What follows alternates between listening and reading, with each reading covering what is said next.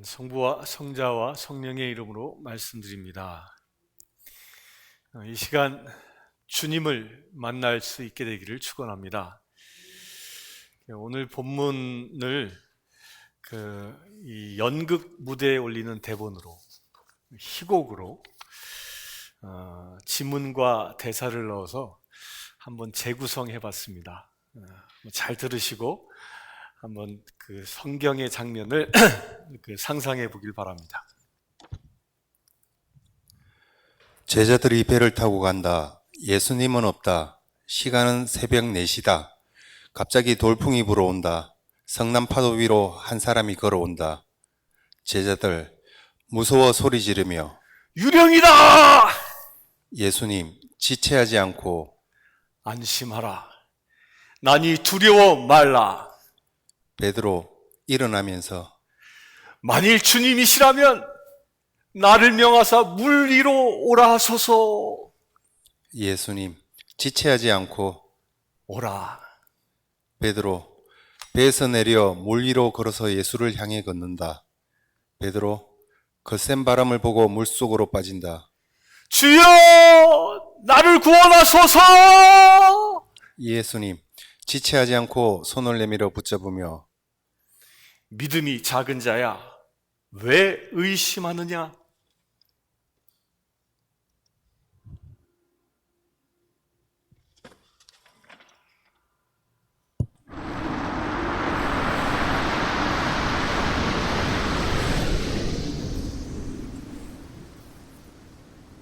제자들 예수께 절을 하며 당신은 진실로 하나님의 아들이십니다. 아멘이십니까? 오늘 본문은 오병이어의 기적이 있었던 바로 그날 밤에 있었던 사건입니다. 예수님께서는 오병이어의 기적을 행하신 후에 즉시 제자들을 재촉해서 배를 타고 바다 건너편으로 가게 하셨습니다. 예수께서 서둘러 무리를 해산하시고 제자들을 보내신 이유가 요한복음에는 분명히 기록되어져 있습니다. 6장 14절에 보면 그 사람들이 예수께서 행하신 이 표적을 보고 말하되 이는 참으로 세상에 오실 그 선지자라 하더라.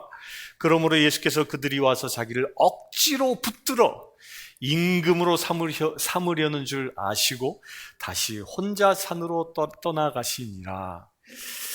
표적의 떡을 먹고 배가 부른 무리들이 예수님을 억지로 임금으로, 왕으로 삼으려고 했던 것입니다. 이런 무리들과 제자들을 따로 떼어놓고 주님은 혼자 기도하러 산으로 올라가셨습니다. 그런데 문제는 제자들이 타고 가던 배가 갈릴리 호수 한가운데 이르자 갑자기 큰 놀이 일기 시작했습니다. 거센 파도에 배가 요동치기 시작했습니다. 물이 배 안으로 밀려 들어오고 곧 전복될 것 같은 위기 상황에 처했습니다. 갈릴리 바다는 지형 특성상 이런 돌풍들이 갑자기 잘 불어온다고 합니다. 예수님은 이런 돌풍이 부는 곳에서 사역하셨습니다. 이런 곳에서 제자들을 선택하셨고 이런 곳에서 제자들을 훈련시키셨습니다. 여기에는 특별한 의미가 있습니다. 인생은 마치 이 고난의 바다를 항해하는 것과 같습니다. 그렇지 않습니까? 시인 문병란 교수는 그의 시 희망가에서 다음과 같이 노래합니다. 인생 항로는 높고 폭풍 후 몰아쳐 배는 흔들려 한 고비 지나면 구름 뒤 태양은 다시 뜨고 고요한 뱃길 순항의 내일이 꼭 찾아온다. 이분은 크리스찬이었습니다. 인생을 높은 파고와 폭풍이 몰아치는 항로로 비유하였습니다. 또한 다윗은 이 세상을 사망의 골짜기라고 말했습니다. 그러니 인생은 당연히 고난이 있고 또한 시험이 있는 것입니다. 그래서 베드로전서 4장 12절에 보면 사랑하는 자들아 너희를 연단하려 오는 불시험을 이상한 일 당하는 것 같이 여기지 말고라고 기록합니다. 어느 교회 한 목사님에게 교인 한 사람이 상담을 하러 찾아왔습니다. 그 사람은 목사님, 도무지 이런 곳에서는 더 이상 못 살겠습니다. 문제 없는 것 좀 가르쳐 주세요 라고 합니다. 그 말을 듣고 목사님께서 빙그레 웃으시면서 이렇게 대답합니다. 문제 없는 곳이 딱 한 곳 있긴 한데요. 그러자 그 성도가 아이고 목사님, 그런 곳이 있으면 제발 좀 가르쳐 주세요. 그러자 목사님께서 이렇게 얘기합니다. 가르쳐 줄 테니 잘 들으세요. 교회 앞 사거리에서 좌회전하십시오. 그리고 직진해서 쭉 가십시오. 쭉 가다 보면 오른쪽에 닛산 자동차 대리점이 있는 사거리를 만날 것입니다. 그 사거리에서 좌회전하세요. 그 조금 가다 보면 오른편에 넓은 마을이 하나 나옵니다. 그 마을 이름은 공동묘지입니다. 그러니 기겁을 하고 도망가더랍니다. 문제없는 것은 묘지밖에 없습니다. 바람과 파도가 없는 바다가 어디 있겠습니까? 고난의 바다를 향하면서 풍랑이 없기를 바라는 것은 어리석은 것입니다. 바다를 항해하는 사람은 파도와 풍랑을 당연지사로 받아들이고 그에 대비를 하며 살아갑니다. 인생 또한 마찬가지입니다. 세상을 살다 보면 파도가 칠 때도 있고 풍랑을 만날 때도 있습니다. 인생 경험이 많다고 예외되는 것이 아니고 실력이 있다고 해서 풍랑이 없는 것도 아닙니다. 고난에 관한 한 예외되는 사람은 아무도 없습니다. 그러면 어떻게 해야 합니까? 풍랑이 없기를 바랄 것이 아니라 풍랑을 이기는 법을 배워야 합니다. 파도가 없기를 바라기보다도 파도 타기를 배워야 합니다. 고난이 없기를 바라기보다도 승리하는, 고난을 극복하는 비결을 배워야 합니다. 사랑하는 성도 여러분, 고난 앞에 좌절하지 마시고 승리하시길 축원합니다. 이 시간 고난의 바다에서 승리하는 비결을 찾으시기를 축원합니다. 그 승리의 비결, 첫 번째는 예수님께서 고난의 현장을 뚫고 찾아오심을 믿는 것입니다. 이것은 믿습니까? 칠흑 같은 어둠 속에서 파도와 싸우며 두려워 떨고 있는 제자들에게 예수님은 찾아오셨습니다. 고난의 현장을 뚫고 찾아오셨습니다. 오늘 본문 25절에 보면 밤 4경에 예수께서 바다 위로 걸어서 제자들에게 오시니라고 기록합니다. 참으로 놀라운 일입니다. 어찌 바다 위를 걸을 수 있겠습니까? 예수님은 우주 만물을 창조한 분이십니다. 예수님은 태초에 말씀으로 계셨던 분이십니다. 바다를 지으신 분이기에 그래서 바다를 걸을 수 있는 분이십니다. 자연의 질서를 창조하신 분이시기에 자연의 질서를 초월할 수 있는 분이십니다. 이때 제자들은 미처 예수님인 줄 생각하지 못하고 유령이다라고 소리칩니다. 그때 예수님께서는 제자들을 안심시키며 이렇게 말씀하십니다. 예수께서 즉시 이르시되 안심하라, 나니 두려워하지 말라. 여기 나니라는 이 말은 바로 나다!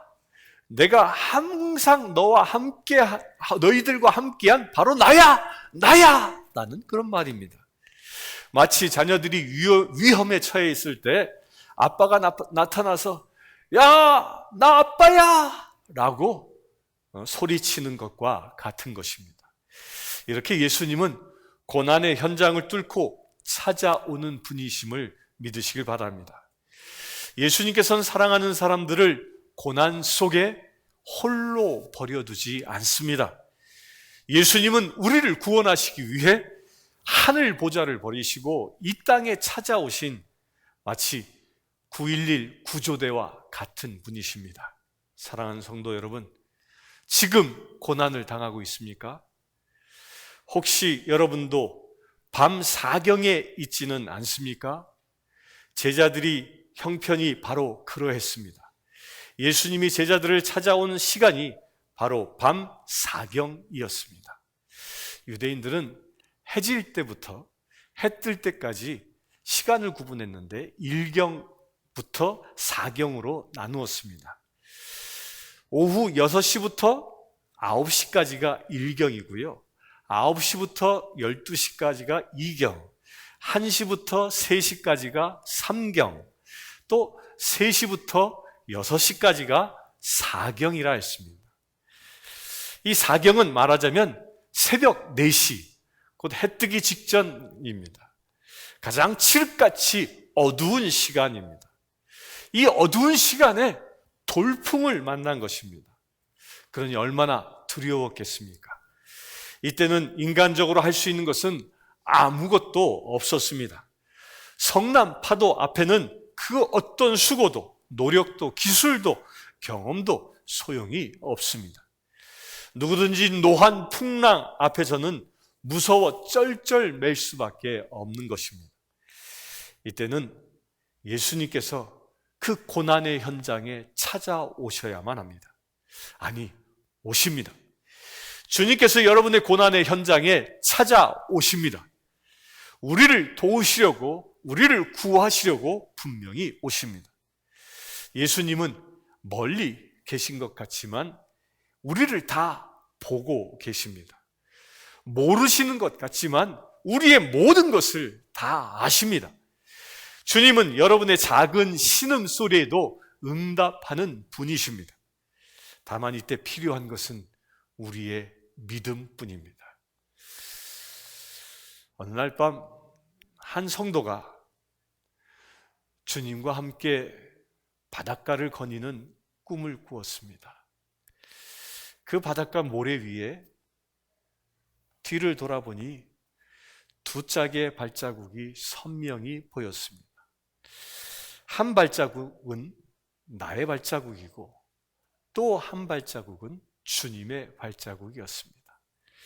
그런데 인생이 가장 힘들고 비참하고 슬플 때, 그때를 지날 때에는 모래사장 위의 발자국은 오직 하나밖에 없었습니다. 그때 그는 너무 서운해서 주님께 물었습니다. 주님, 제가 주님을 따르기로 했을 때 주님은 저와 항상 함께 있겠다고 약속하셨지요. 그런데 보십시오. 제가 너무 힘들어 주님이 가장 필요할 때 그때는 한 짝의 발자국밖에 없습니다. 주님은 그때 왜 저를 떠나 계셨습니까? 그때 주님이 이렇게 대답하십니다. 사랑하는 자여, 나는 결코 너를 떠난 적이 없단다. 내 시련의 때에 내가 본 오직 한 자국, 그 한 짝의 발자국은 너의 발자국이 아니라 나의 발자국이란다. 그때 내가 너를 내 등에 업고 걸었단다.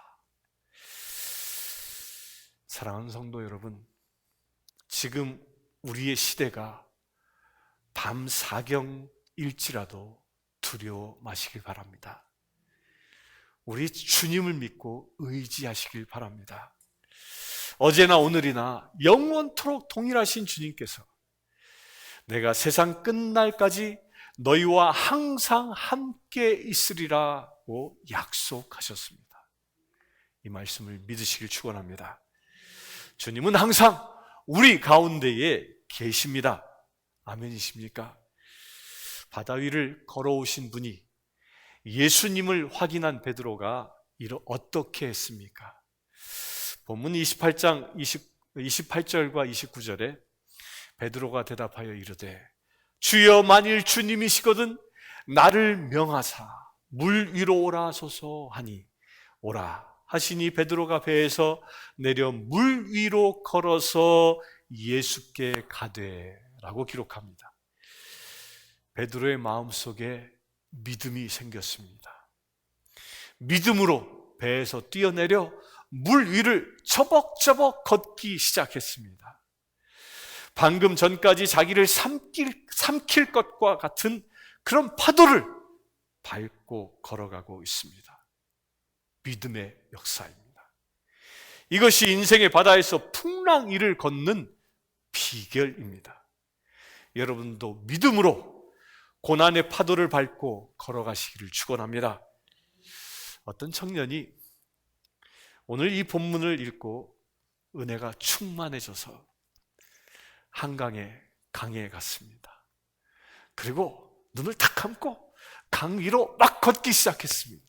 그런데 웬걸 걸을 수 있을 거라고 믿었던 청년은 발을 내딛는 순간 그만 물속에 첨벙첨벙 빠져버리고 말았습니다. 그리고 청년이 크게 실망해서 교회 목사님을 찾아가 달려갔습니다. 그리고 따지듯이 묻습니다. 목사님, 베드로는 물 위를 걸었는데 왜 저는 물속에 빠지고 마는 겁니까? 그때 목사님이 청년에게 묻습니다. 여보게, 예수님이 당신더러 물 위를 걸으라고 말씀하셨나? 그러니까 청년이 아니요. 그러니까 빠지지. 베드로는 예수님이 걸어오라고 하셨기 때문에 걸을 수 있었단다. 여기서 오라는 말씀이 바로 레마의 말씀입니다. 베드로는 분명히 오라는 레마의 말씀을 붙잡고 간 것이지 자기 생각으로 간 것이 아닙니다. 다른 제자들도 이 말씀을 들었지만 이 레마의 주님의 음성으로 들리진 않았던 것입니다. 여러분들도 레마의 음성을, 주님의 음성을 들으시길 축원합니다. 오늘 이 시간 레마의 말씀 한 말씀이라도 들을 수 있게 되기를 축원합니다. 승리의 비결 두 번째는 예수님께 우리의 시선을 집중하는 것입니다. 믿음으로 풍랑이 이는 그 바다 위를 걸었던 베드로가 잠시 후 어떻게 됩니까? 거센 바람과 파도를 보고 무서워하며 물속에 빠져버리고 맙니다. 베드로가 예수님을 바라보지 않고 그 거센 풍랑을, 그 바람을 바라보았기 때문입니다. 오늘 본문 30절에 보면 바람을 보고 무서워 빠져가는지라 소리질러 이르되 주여 나를 구원하소서 하니 그때 예수님께서 즉시 손을 내밀어 구해주시며 아주 중요한 말씀을 하십니다. 31절에 예수께서 즉시 손을 내밀어 그를 붙잡으시며 이르시되 믿음이 작은 자여 왜 의심하느냐? 여기서 우리는 믿음을 떨어뜨리는 것 두 가지를 발견합니다. 두려움과 의심입니다. 두려움은 우리 믿음의 최대의 적입니다. 두려움이 엄습해 오면 아무것도 못합니다. 당황하게 되고 판단력도 잃어버리게 됩니다. 여러분, 성경에 두려워하지 말라라는 말이 몇 번 나오는지 아십니까? 이 66권에 아시는 분? 몇 번 나오냐면요 366번 나옵니다. 뭔가 이렇게 떠오르지 않아요? 이 숫자를 생각하면? 윤년이 2월달이 28일까지 있는 그 윤년의 날을 계산해 보면 366일이 1년이에요. 무슨 말입니까? 366일 동안 매일 두려워하지 말라는 메시지입니다. 여러분은 두려워하지 마시길 축원합니다. 또한 의심도 마찬가지입니다. 믿음이 적은 자여 왜 의심하느냐? 의심하기 시작하면요 믿음이 쪼그라듭니다. 의심이란 말은 어원적으로 둘로 갈라진다라는 말에서 나왔습니다. 그러니 두 마음이라는 거예요. 이럴까 저럴까 흔들리는 마음. 이런 상태로는 아무리 애를 써도 안 된다는 것입니다. 기도해도 아무 소용 없다는 것입니다. 야고보서 1장 6절에 보면 오직 믿음으로 구하고 조금도 의심하지 말라. 의심하는 자는 마치 바람에 밀려 요동하는 바다 물결 같으니라고 말씀하셨습니다. 두려움과 의심을 극복하려면 그러면 어떻게 해야 하겠습니까? 믿음을 키워야 합니다. 그러면 믿음을 키우려면 그 방법은 오직 예수님만 바라보는 것입니다. 계속해서 예수님에게 집중하는 것입니다. 히브리서 12장 2절에 보면 믿음의 주요 또 온전하게 하시는 이인 예수를 바라보자라고 말씀합니다. 파도를 보면 두려움이 옵니다. 환경을 보면 두려움이 옵니다. 그러나 우리가 주님을 바라보면 두렵지 않습니다. 담대한 믿음이 생깁니다. 우리의 시선이 주님을 떠난다면 믿음의 실패자가 되고 말 것입니다. 그래서 예수님께 집중해야 합니다. 사랑하는 성도 여러분, 지금 예수님은 말씀으로 우리에게 오셨습니다. 이 고난의 시절 말씀에 집중할 수 있게 되길 축원합니다. 이 고난 가운데 거센 파도 가운데 예수님은 계십니다. 예수님이 파도를 넘어 한 걸음 한 걸음씩 지금 우리에게 나에게 오고 계십니다. 지금 시선을 예수님께 집중하시길 축원합니다. 말씀에 집중하시길 축원합니다. 그리하여 고난을 넘어 승리하는 주님의 제자 되시기를 이 시간 주님의 이름으로 축원합니다. 자, 기도하겠습니다. 주 아버지 하나님, 풍랑이 일고 거센 바람이 부는 이 세상에 우리가 두려워 떨고 있습니다. 그러나 주님께서는 우리를 홀로 두지 아니하시고 거센 파도를 넘어 우리에게 다가오고 계심을 참으로 믿음으로 고백합니다. 그 주님을 바라보길 원합니다. 오라 말씀하실 때 나아가기를 원합니다. 두려움을 떨쳐 일어나기를 원합니다. 오직 주님만 의지하며 살아가기를 원합니다. 주님 역사하여 주시옵소서. 우리가 눈을 들어 주님을 바라볼 때에 주님께로부터 새로운 힘과 권능을 받는 믿음의 체를 되게 하여 주시옵소서. 그래 이 험한 세상에서 승리하는 삶을 날마다 살아갈 수 있도록 아버지 역사하여 주시옵소서. 병마의 두려움을 보지 않길 원합니다. 치유하시는 예수 그리스도를 바라보기를 원합니다. 우리를 멸망코자 하는 사단의 권세를 보지 아니하기를 원합니다. 우리를 승리하게 하시는 예수 그리스도를 바라보기를 원합니다. 주님 우리의 눈길과 눈 맞춰주시고 주님 우리의 손 잡아주셔서 이 거센 풍랑을 넘어 하나님의 나라로 한 걸음 한 걸음 나아가는 거룩한 지체들 되게 하여 주시옵소서. 우리 주 예수 그리스도의 이름으로 기도드리옵나이다.